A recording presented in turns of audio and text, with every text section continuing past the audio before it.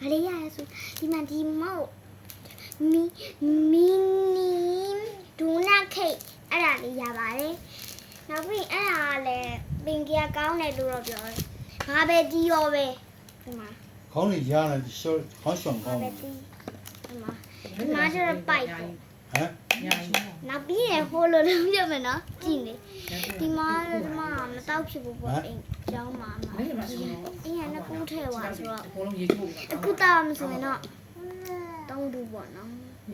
တန်လေးမမောတခုဘောတော့နှစ်ခုပဲပါအဲ့ချက်သုံးခုတည်းဟော ထည့်ပြရတယ်။ဘာအေးအေး တရားနေစားလိုက်မယ်ဒီမှာကျတော့ဒီကတဲ့နေကြီးတော့တာအဲ့လိုပဲနော်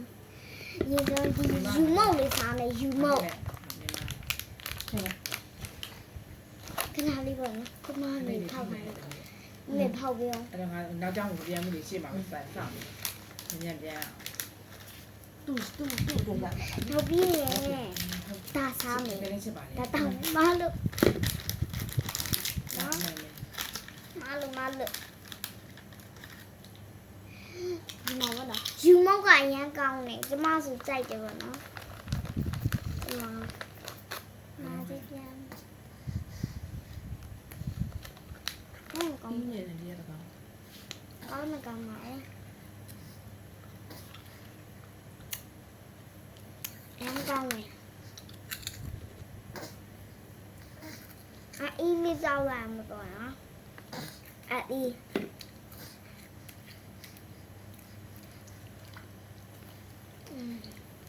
ကောင်းတယ်အေးတောင်းမယ်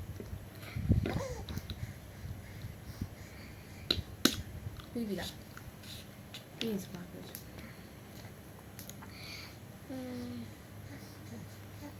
ဒါတဲ့ဖတ်ထုံမှပဲရိုက်ပြတော့မယ်ပေါ့နော်အခုလောလောဆယ်ဒါလေးပေါ့နော်အရန်ကောင်းတယ်သွားဝဲခြင်းသွားဝဲပါအဲ့ဆိုရင်ဒီနေ့ဗီဒီယိုလေးကတော့ဒီလောက်ပါပဲ